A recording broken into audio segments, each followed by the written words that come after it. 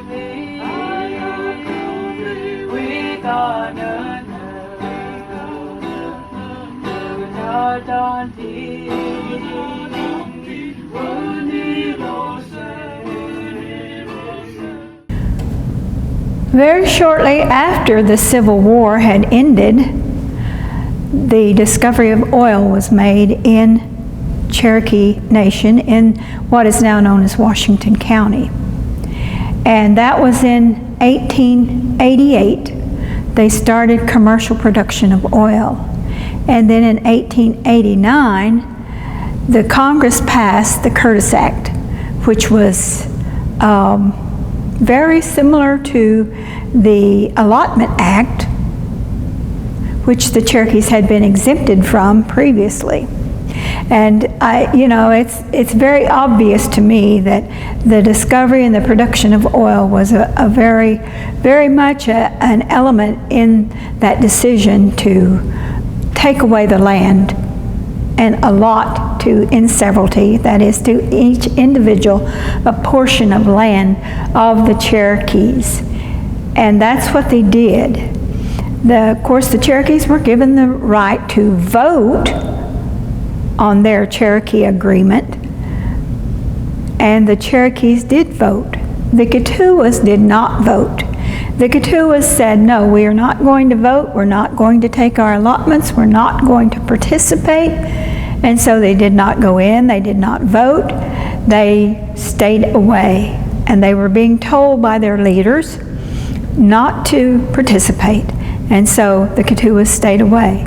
This angered the U.S. government, that these full-bloods would have the nerve, the courage to disobey the edicts of the federal government. And so the federal government sent out the military and rounded up 6 of the Keetoowah leaders and put them in jail for their nonviolent obstinance.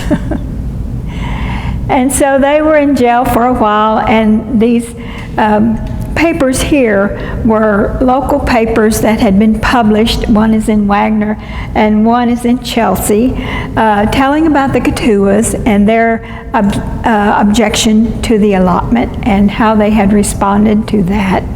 And the full-bloods were made fun of in the papers. Some of the things that they told in the papers were not true at all. There was one story that the Keetoowahs were in jail, and when they threatened to cut their long hair, well, they said, okay, we'll sign the paper and we don't want our hair cut. Well, that wasn't true at all. That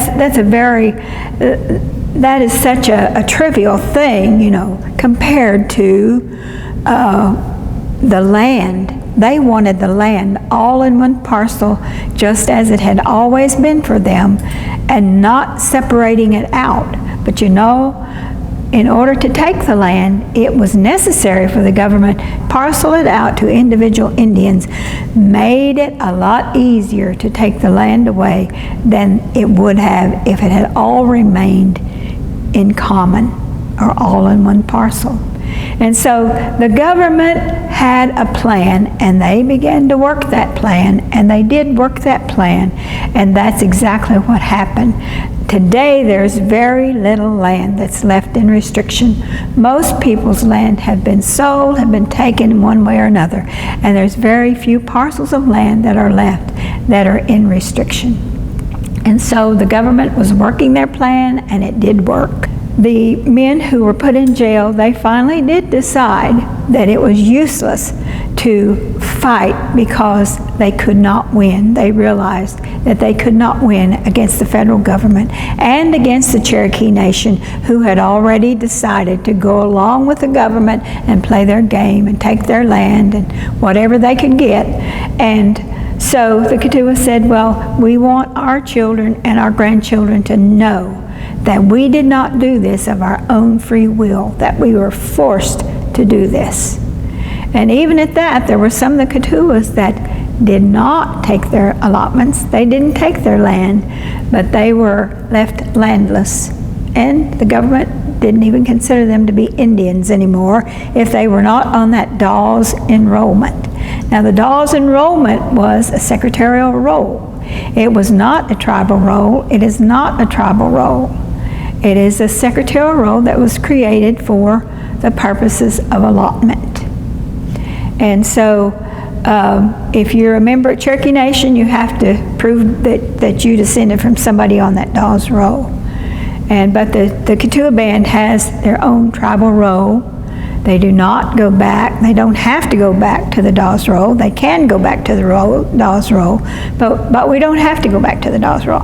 We have our own roll that we established as a tribal roll. And so these are things that a lot of people don't know.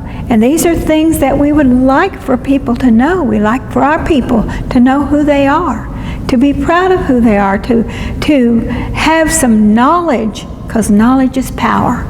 And so we invite our people to come to the museum and see what we have here, to actually ask questions, to learn more about their history, more about their people, more about their leadership, and those things that were done by our ancestors to bring us to the point where we are right now. We are our own people.